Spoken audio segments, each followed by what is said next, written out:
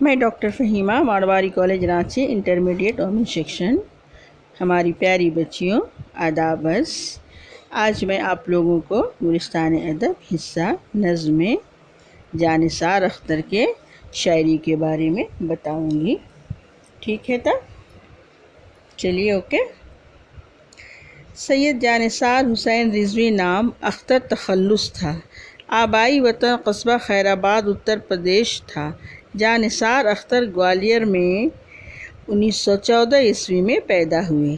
ان کے والد مستر خیر آبادی مشہور شاعر تھے۔ انہوں نے 10ویں جماعت تک تعلیم گوالیار کے وکٹوریہ کالج ہائی اسکول میں حاصل کی۔ علی گڑھ سے BA اور MA کا امتحان پاس کیا۔ اس کے بعد وکٹوریہ کالج گوالیار میں اردو کے لیکچرر ہو گئے۔ تقسیم ملک سے کچھ پہلے بھوپال چلے گئے۔ وہاں حمیدیہ کالج میں یہ بحیثیت صدر شعبہ اردو ان کا تقرر ہو گیا۔ سمجھ گئیں؟ کچھ دنوں بعد بھوپال سے ممبئی چلے گئے۔ وہیں ان کا انتقال 1976 میں ہو گیا۔ جانثار اختر نے نظمیں، غزلیں اور رباعیاں کہی ہیں۔ وطنی، قومی اور سیاسی نظموں میں ان کے جذبات اور لہجے کی لطافت کا احساس بہت زیادہ ہوتا ہے۔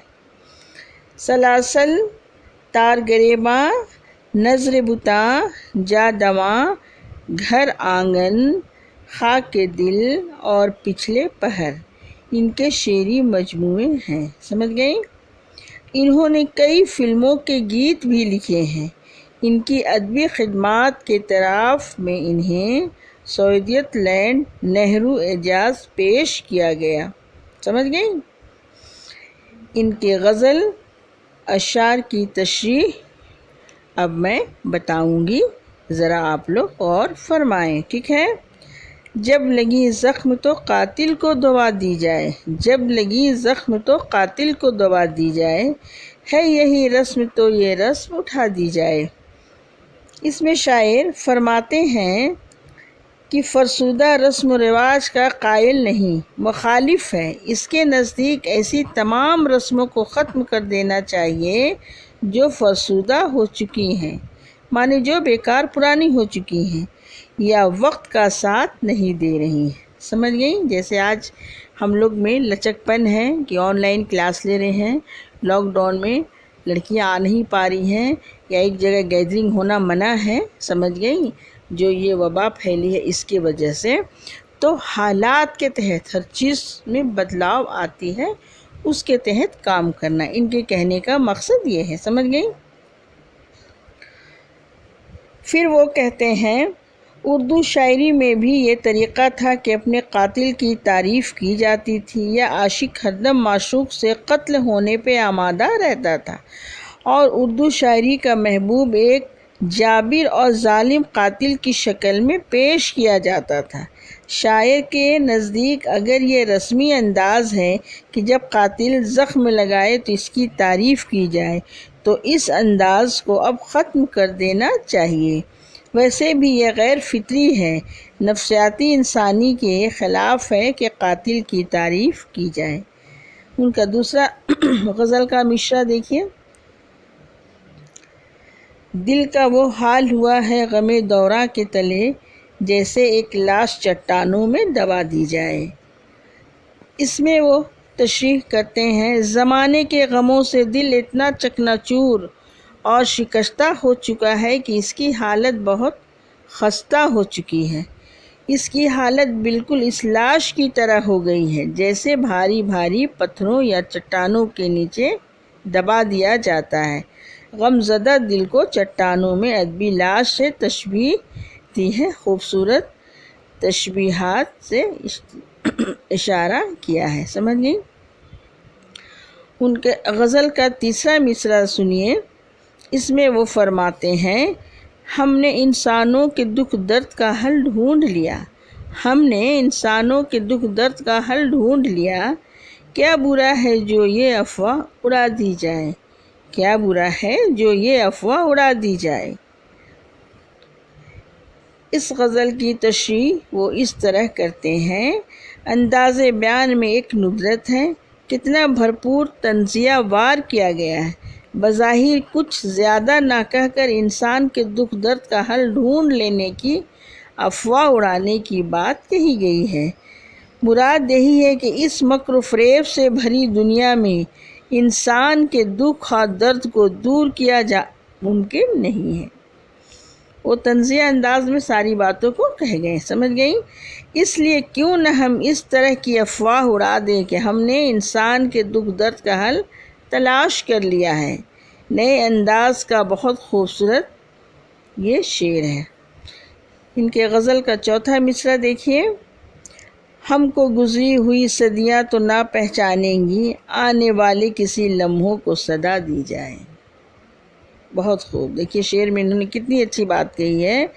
ہم کو گزری ہوئی صدیاں تو نہ پہچانیں گی، آنے والے کسی لمحوں کو صدا دی جائے۔ اس شعر میں صفت، اشتقاق، صدیاں اور صدا میں پیدا ہو گئی ہیں۔ شاعر کا مقصد یہی ہے کہ ماضی کے کارناموں پر خوش ہونے کے بجائے انسان کو آنے والے لمحوں کو آواز دینی چاہیے، کہ ہم صرف ماضی کی یادوں میں گم ہو کر خوش ہو کے بیٹھے رہیں تو وہ بیجا ہے، بلکہ آنے والے حالات کو دستک دیں۔ سمجھ گئیں؟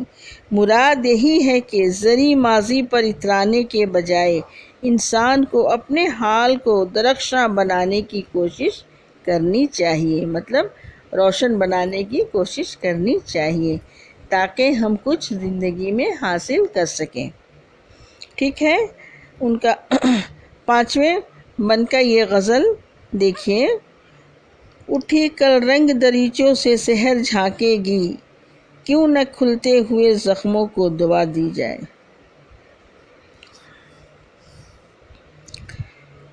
اس میں شاعر اس طرح تشریح کرتے ہیں، کہتے ہیں کھلتے ہوئے زخموں کو گل رنگ دریچے سے تشبیہ دی جاتی ہے۔ بہت خوبصورت تشبیہ ہے۔ ایک بہادر سپاہی کو اپنے زخم گل رنگ دریچے سے محسوس ہوتے ہیں۔ وہ ان پر شرماتا نہیں، بلکہ وہ اپنے زخموں پر فخر محسوس کرتا ہے۔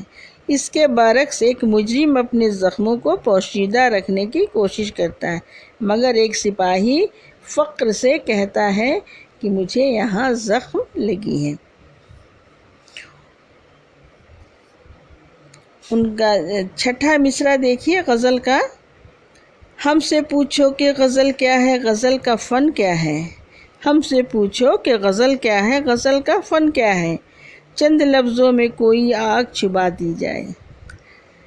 اس میں شاعر تشریح اس طرح سے کرتے ہیں کہ اس سے بہتر اور سیدھی سادی غزل اور اس کے فن کی تعریف ممکن ہی نہیں۔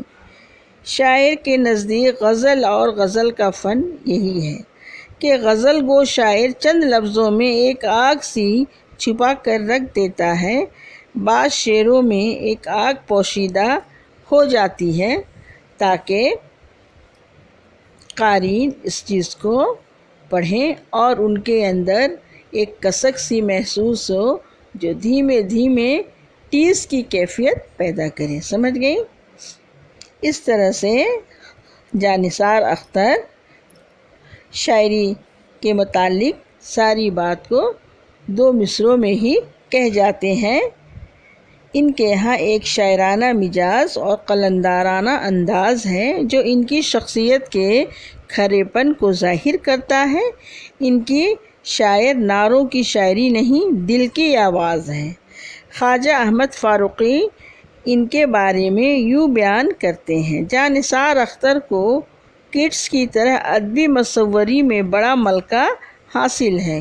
وہ ایسی ایمائی قوت کے حامل ہیں جو ایک مصور کی طرح کشش کے ہلکے ہلکے خطوط میں جہاں معنی پیدا کر سکتی ہے، وہ ذہنی اور تجدیدی تصورات کو جیتی جاگتی شکل میں پیش کر سکتے ہیں۔ جانثار اختر بدن کی خوشبو، بہتی ہوئی ندیاں اور سوتی ہوئی کرن کو محسوس اور جان و استعاروں میں ڈھال دیا جاتا ہے، اس لیے وہ شعر پیکر تصور بن گئے ہیں۔ گوپی چند نارنگ کا ان کے بارے میں یہ خیال بہت ہی اچھا ہے، ذرا غور فرمائیں۔ جانثار اختر کی نئی غزلیں پچھلی شاعری سے اس لحاظ سے مختلف ہیں کہ انہوں نے پہلی بار حقیقت کو پوری ذمہ داری کے ساتھ دیکھا اور ذہنی جرات سے کام لیتے ہوئے صداقت کو پیش کیا۔ سمجھ گئیں؟ حقیقت تو یہ ہے کہ ان کی شاعری کا کلاسیکت رومانیت اور حقیقت نگاری کا حسین امتزاج ہے۔ ان کی شاعری قدیم اور جدید کی حسین ہم آہنگی سے عبارت ہے، جس میں لطافت بھی ہے اور جرات بھی، جس میں صداقت بھی ہے اور خلوص بھی۔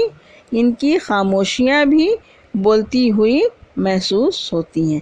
اس طرح سے جانثار اختر ترقی پسند تحریک کے ایک قابل قدر نمائندہ شاعر رہے ہیں۔ وہ انقلابی بھی رہے ہیں، لیکن ان کی شاعری میں نہ تو خطابت کا رنگ آیا ہے، نہ ہی گھن گرج پیدا ہوئی ہے۔ اس طرح سے آج میں نے آپ لوگوں کو جانثار اختر کے بارے میں بتایا اور ان کی شاعری کی تشریح بھی پیش کر دی ہوں۔ ان کی شاعری شعلۂ نوائی ہے، جس کی بنیاد پر ہم انہیں اردو کا ایک ممتاز شاعر قرار دے سکتے ہیں۔ سمجھ گئیں؟ انصاف اور آزادی کی جدوجہد میں لاکھوں دکھی عوام کے دلوں کو حرارت اور روشنی ملی ہے ان کے غزل سے، جو یہ آخری مصرعوں میں انہوں نے پیش کیا ہے۔ جینے کی ہر طرح سے تمنا حسین ہے، ہر شر کے باوجود یہ دنیا حسین ہے، دریا کی مانند باڑ بھیانک سہی مگر طوفان سے کھیلتا ہوا تنکا حسین ہے۔ واہ، بہت خوب۔ اس طرح سے آج میں نے آپ لوگ کو جانثار اختر کے متعلق بتایا اور ان کی شاعری کا تشریح بھی۔ ٹھیک ہے، تب اگلے کلاس میں دوسرے موضوع پہ بات ہوگی۔ انشاءاللہ اپنا خیال رکھیں اور پڑھائی پہ زیادہ دھیان دیں۔ چلیے، اوکے، اللہ حافظ۔